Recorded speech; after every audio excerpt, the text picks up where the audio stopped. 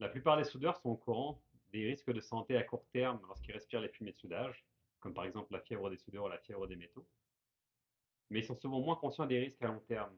Pourtant, c'est important de bien se protéger contre les fumées parce que ça peut vraiment venir impacter notre qualité de vie. Le premier risque qui est quand même assez connu, c'est le cancer. Les fumées de soudage vont augmenter la chance d'avoir des cancers, notamment le cancer du poumon, le mésothéliome, également les cancers de la gorge, de la vessie ou du rein.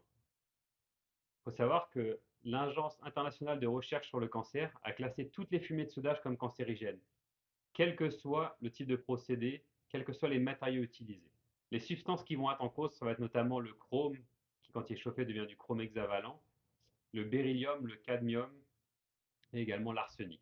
Un autre aspect qui est de plus en plus connu maintenant, mais qui mériterait de l'être encore plus, c'est le manganisme. Le manganisme, c'est une condition neurologique débilitante qui a des symptômes qui sont très similaires à ceux de la maladie de Parkinson. La substance en cause, comme son nom l'indique, ça va être le manganèse, et c'est vrai même à des très faibles concentrations. En fait, il y a des études scientifiques qui ont prouvé que même à moins de 1 mg par mètre cube dans la zone respiratoire du soudeur, on va commencer à avoir des symptômes du manganisme, donc qui ressemblent, comme je le disais, à la maladie de Parkinson. La toxicité du manganèse affecte principalement les fonctions motrices en s'accumulant dans les ganglions de la base du cerveau. D'autres types de problèmes qu'on va retrouver régulièrement, ça va être les problèmes pulmonaires chez les soudeurs après quelques années de travail ou à la retraite. Ça va être des problèmes respiratoires qui peuvent être parfois chroniques et même irréversibles. On va avoir notamment parmi les symptômes des difficultés respiratoires, de l'atout, de l'essoufflement, du sifflement, même de la perte de capacité respiratoire. Il y a différentes substances qui vont amener différentes maladies.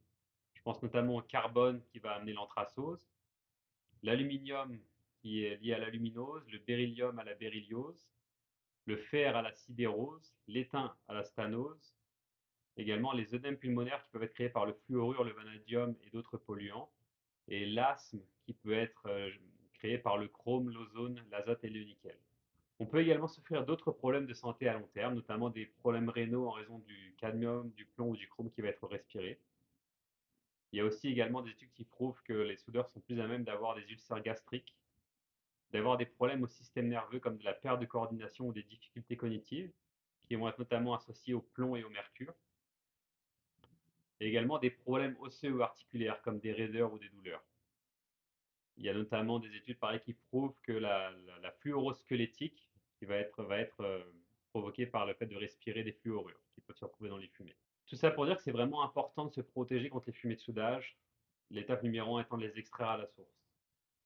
C'est sûr que bien souvent les soudeurs vont penser que ça ne les concerne pas, que c'est des problèmes qui vont arriver plus tard et donc pour l'instant à court terme on n'y pense pas trop, mais ça va venir impacter vraiment drastiquement la qualité de vie des gens et même parfois la raccourcir significativement si jamais elle ne se protège pas efficacement.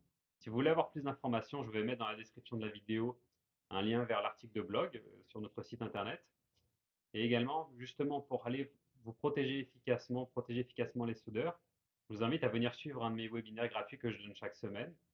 On va parler justement des dangers, on va parler des règlements, on va parler des différentes technologies d'extraction, comment bien les utiliser pour encore une fois éviter que tous ces risques viennent gâcher votre vie plus tard ou gâcher la vie de vos travailleurs